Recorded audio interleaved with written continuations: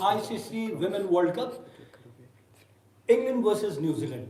Remember, England have already qualified for the semi-final, and in the 27th match at Visakhapatnam, England beat New Zealand by a comprehensive margin of 8 wickets. Yes, with 124 balls, which is 20.4 overs still to be bowled, and England were the victorious.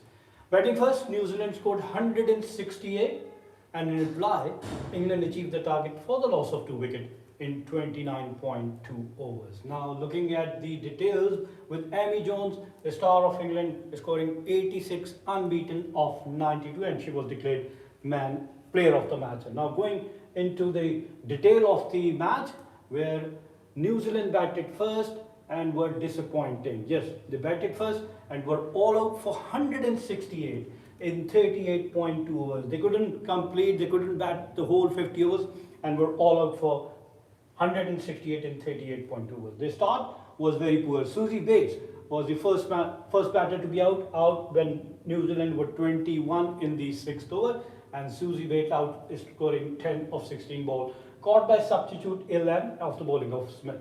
Then the second wicket at 89. Yes, a 68 runs partnership for the second wicket took New Zealand total to 89 in the 19th over, and Emily Kerr, the second batter out, scoring 35 of 43 balls, hitting 5 fours. Her strike rate was 81. She was caught by Dean after bowling of Capsey. The third wicket, back-to-back 2 wickets, and New Zealand lost Georgia Pleva. Yes, she was out after scoring 43. The partnership broken, and both the partnership maker gone one after another. 43 by Georgia Pleva of 57 balls, of hitting 7 fours, and led before by Dean. The fourth wicket at 101. Brooke Halliday in the 23rd over, and Brooke Halliday could only score 4 of 14 balls, caught by Dunkley after bowling of Eccleston. The fifth wicket at 128. Maddie Green, the fifth batter, caught and bowled by Capsey, and she made 18 of 19 balls. The sixth at 155. Sophie Devine, playing her final international match, could only score. Sophie Devine could only score 23 in her farewell match, and she made Sophie Devine in her farewell ODI score just 23 of 35 balls in a disappointing batting performance for New Zealand, and she was out after scoring 23 of 35 balls, caught by wicketkeeper Jones after bowling of Nat Shriver-Brunt. The seventh wicket at 157. 2 runs later, New Zealand lost this seventh batter, Isabel Gaze, and she made 14 of 24 balls. She was clean bowled by Smith. The 8th at 162. 5 runs later, Rosemary Mayer was the 8th to go, and she was out without scoring, leg before by Nat Shriver-Brunt. The 9th wicket at 166, Jessica, and Jessica was also run out. She made 10 runs. The 10th and final wicket at 168. Leah Tuhu made 2 runs, caught by Dean after bowling of Smith, and the whole team was out inside 50 overs. In fact, in 38.2 overs, scoring only 168 runs. Now, looking at the England bowling performance, Lauren Bell, 6 overs, 35 runs and no wicket. Her economy was 5.83, and she bowled 21 dot balls. She was hit for 6 fours. Lindsay Smith, 9.2 overs, 30 runs, economical bowling spell, and also capturing 3 wickets. 3.21 was her economy, and she bowled 40 dot balls, and she was hit for only 4 in 9.2 overs. Nat Shriver-Brunt, 7 overs, 31 runs and 2 wickets. 4.42 was her economy. She bowled 26 dot ball, and she was hit for 5 Charlie Dean, 7 overs, 21 runs and 1 wicket.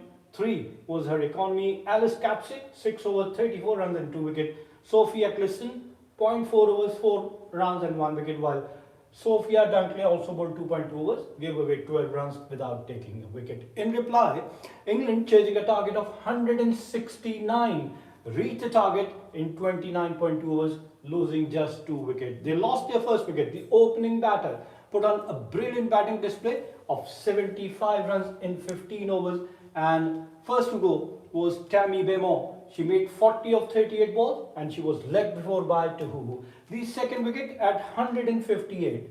Heather Knight was second to go, scoring 33 of 40 balls, leg before by Devine, while Amy Jones and Danny White-Hodge remain unbeaten. Amy Jones, an unbeaten 86 of 92 balls, stayed at the crease for 131 minutes, hit 11 fours and 1 6 with a strike rate of 93, and she was also declared player of the match. Now looking at the New Zealand bowling attack, Rosemary Mayer, 5 overs 33 runs and no wicket.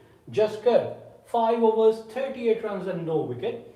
Sophie Devine, her final match, 4.2 overs 20 runs and 1 wicket. Amila Kerr, 6 overs 31 runs and no wicket. Leah Tuhu, 4 overs 189 runs and 1 wicket. Economical 2.25 was her economy, and then Aiden Carson, 2 overs 18 runs, expensive, 9 economy, and Susie Bates, 3 overs 21 runs and no wicket. The impact, the effect of this victory, England finishes at the second place in the points table. As we all know, Australia, England, South Africa and India, these 4 teams have qualified for the semi-final, and New Zealand are eliminated now. Yes, Australia at top, they played 7 matches, won 6 and have 13 points with a net run rate of 2.1. England also played 7 matches, won 5 and have lost 1. 1 match was rained off, so they have 11 points and their net run rate is 1.23. Then third is South Africa, also played 7 matches, won 5 and have lost 2, and they have 10 points with a net run rate of -0.37, while India, the 4th semi-finalists, have so far played 6 matches, won 3 and have lost 3. They have 6 points and their net run rate is 0.62. Sri Lanka finishes 5th, New Zealand 6th, Pakistan 7th. Yes, Pakistan have played 7 matches and have not won a single match but have lost 4 matches. 3 of their matches were rained off. They got 1 point each from these 3 games and have 3 points overall, but their net run rate is -2.65, while Bangladesh finishes at the bottom. 6 matches they have played, won 1 only against Pakistan and have lost 5 matches. They have 2 points and their net run rate is -0.57. So wishing all the 4 teams, Australia, England, South Africa, India, best of luck for the semi-finals. We come to the end of our show. Till the next program.